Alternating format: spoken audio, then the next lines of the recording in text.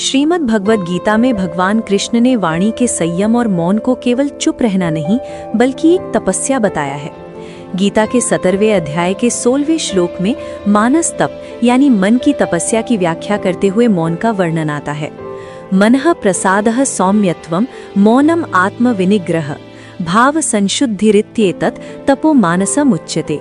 अर्थ, मन की प्रसन्नता, सौम्य स्वभाव, मौन, मन का निग्रह यानी वश में करना और अंतःकरण के भावों की शुद्धि, इन सब को मानस तप कहा जाता है। मौनी अमावस्या और भगवान कृष्ण द्वारा गीता में बताए गए मौन के संदेश को यदि हम एक सूत्र में पिरोकर देखें तो इसके कुछ बहुत ही व्यावहारिक और गहरे निष्कर्ष निकलते हैं।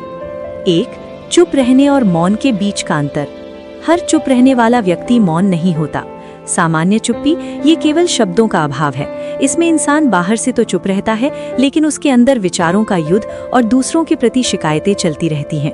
आध्यात्मिक मौन यानी मौनी अमावस्या का असली उद्देश्य ये वो अवस्था है जहां वाणी के साथ साथ विचार भी शांत होने लगते हैं। जैसा कि कृष्ण ने कहा, मौनम चैव अस्मि गोहियानाम, यानी जब आप पूरी तरह शांत होते हैं तभी आप जीवन के गहरे रहस्यों को समझ पाते हैं।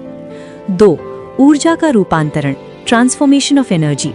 मौनी अमावस्या का पूरा विज्ञान ऊर्जा को बचाने और उसे सही दिशा देने पर टिका है। जब हम बोलते हैं तो हम अपनी शक्ति बाहर एक्सटर्नल खर्च करते हैं। मौनी अमावस्या के दिन जब हम चुप होते हैं तो वो ऊर्जा शरीर के भीतर प्राण और मेधा यानी बुद्धि को बढ़ाने में लग जाती है। 3. मन का पुनर्प्राप्ति, रीसेट मोड।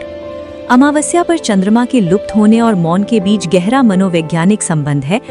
अमावस्या मन के खालीपन का समय है। यदि इस समय हम व्यर्थ की बातें करेंगे तो वो खालीपन नकारात्मकता से भर जाएगा। मौन रहकर हम उस खालीपन को ईश्वर या आत्मचिंतन से भर देते हैं। ये वैसा ही है जैसे किसी खाली बर्तन को गंदे पानी के बजाय शुद्ध अमृत से भरना। 4. कर्मकांड से ऊपर उठकर बोध।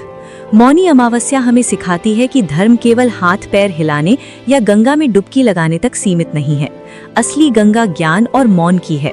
यदि स्नान के बाद भी मन में गुस्सा और जुबान पर कड़वाहट है तो वो स्नान अधूरा है।